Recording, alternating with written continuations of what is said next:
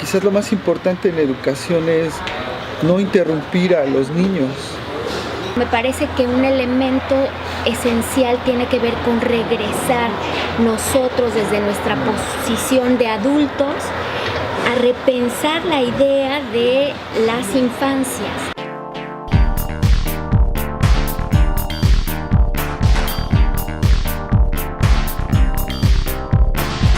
Venimos a compartir con ustedes un material en el que llevamos varios años trabajando. Es un material que hemos llamado Una didáctica que quiere ser, matemática en lengua de señas mexicana. Este es un material que es una obra que se compone de dos partes. Una son materiales en video que contienen un compendio de problemas matemáticos en lengua de señas mexicana, con la intención es un material de apoyo para profesores que trabajan con niños sordos, específicamente en educación primaria. Y la otra parte de la obra es un ebook que ambos comparten el mismo título. Aquí hacemos un ejercicio de reflexión sobre por dónde y qué pensamos que es este asunto de enseñar la matemática, pensado como un proceso de acompañamiento a los niños que tendría que ser siempre en lengua de señas mexicana, claro, pensando en que los niños sordos que tenemos frente a frente sean niños signantes, ¿no? Señantes de la lengua de señas. A nosotros nos parece muy importante que se reconozca que hay la necesidad de tener como una didáctica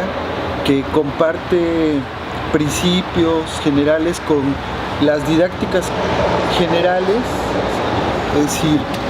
la posibilidad de apoyar a los niños para que construyan su propio pensamiento, pero también con la especificidad que es para niños sordos de educación primaria. Y eso tiene una implicación muy importante porque es reconocer la cultura y la lengua de los niños sordos, pero quiero hacer énfasis que tampoco es una didáctica como que uno pudiera imaginar, tan específica, tan particular, que solo la pueden hacer los especialistas, sino es una convocatoria para que cualquier maestro interesado en querer acercar a los niños al desarrollo de su pensamiento lógico matemático y diferentes formas de representación gráfica a través de los números y de las señas, de los dibujos, lo puede hacer. Más allá de pensar en un método, cómo hacer esto ahora se hace así,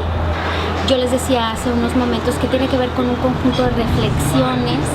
que a partir de nuestra experiencia de trabajo con los niños sordos y luego con profesores de educación especial. Es decir, hay algunos elementos que nos parece que son muy importantes considerar, pero sobre eso el planteamiento general de la didáctica que quiere ser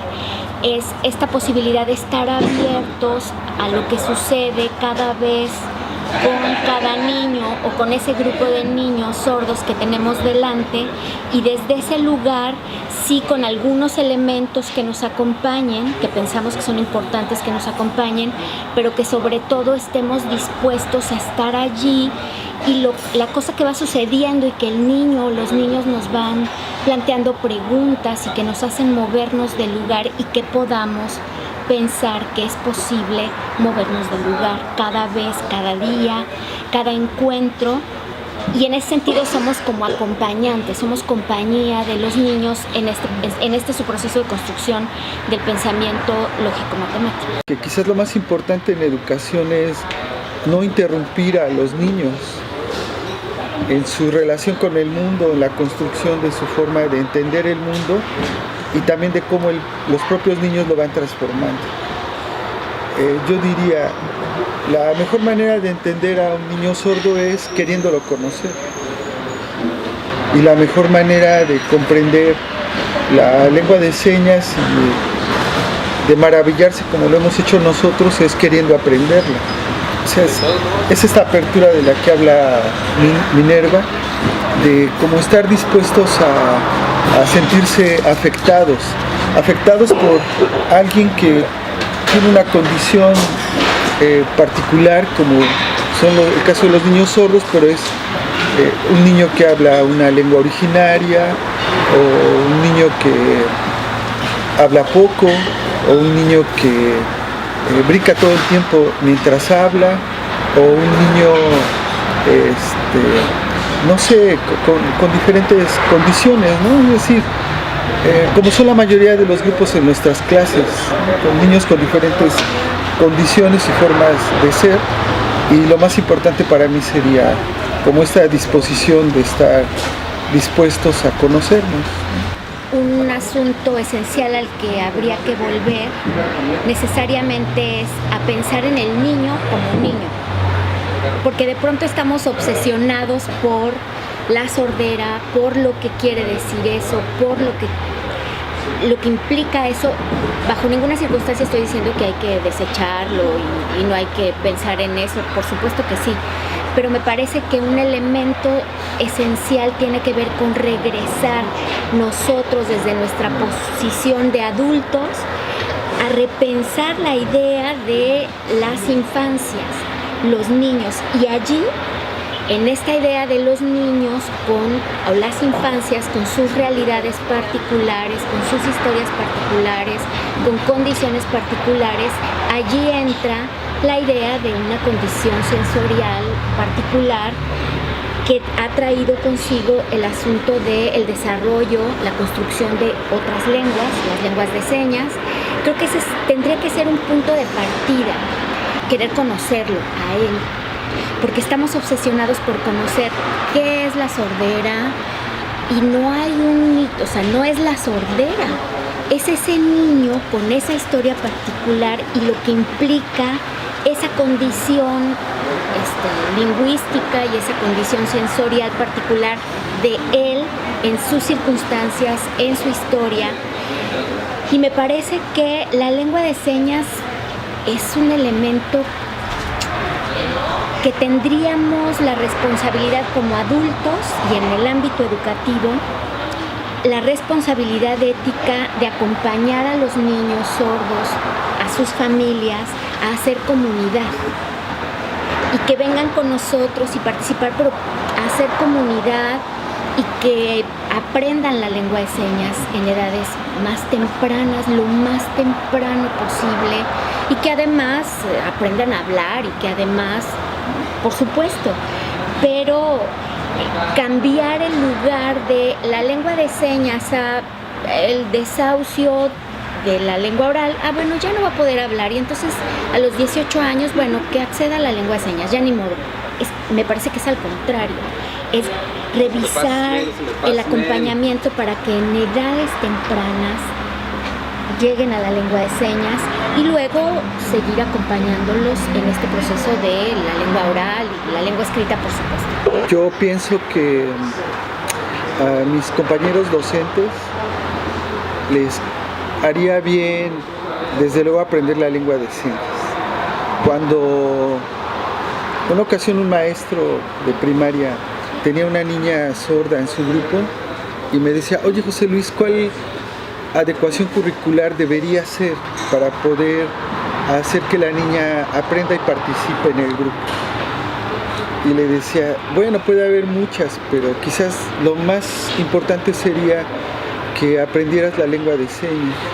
para que tú pudieras comunicarte directamente con ella, ¿no? En lo que ese camino se transita de aprender la lengua, uno puede comunicarse con los niños sordos a través de diferentes recursos. Digamos, potenciar la posibilidad de la representación simbólica que hacen los niños del mundo y como tratar siempre de mirar, como dice nuestro maestro Carlos Esclía, con buenos ojos, es decir, con una mirada que es afirmativa, que cualquier gesto, trazo, puntitos, líneas, los dedos, todo lo que hacen los niños, allí nos está diciendo cómo está entendiendo, en este caso, las matemáticas, que tiene que ver con las cantidades, el uso de las cantidades, cómo se relacionan, para que entonces uno pueda decir, bueno, ¿quién tiene más cosas, Minerva o yo? Y que el niño, a través de gestos, movimiento de los objetos, te pueda decir cosas y yo tratar de darle a entender en qué consiste el problema. Claro, es mejor si sabe lengua de señas. Creo que ese sería un principio. Yo siempre digo, lo primero es hagamos a un lado nuestro miedo. ¿Cómo? Bueno, cada uno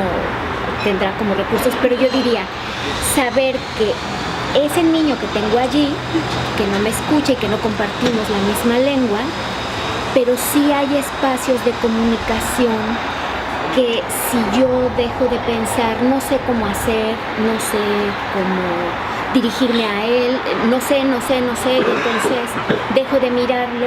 yo diría la primer cosa en ese encuentro tan duro, tan ríspido, es mirarlos y escucharlos, porque entonces decimos, bueno, él no me escucha y parece que dejamos de mirarlos y escucharlos. Y saber que esos niños tienen una conciencia de la existencia del sonido. En ese sentido nos va acercando a los niños. Y entonces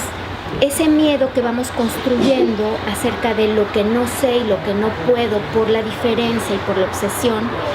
vamos acercándonos más a los niños. Tengo a un niño que no escucha, un niño sordo, que no sabe la lengua de señas. Un primer camino es a dónde vamos para que ese niño y yo vayamos aprendiendo formas de comunicarnos a través de la lengua de señas. Ese es un camino muy importante y mirar al niño con sus compañeros, las formas que van desencadenando juntos en su infancia compartida para comunicarse y aprender de esas formas que ellos van desarrollando para comunicarse, como inicialmente diría.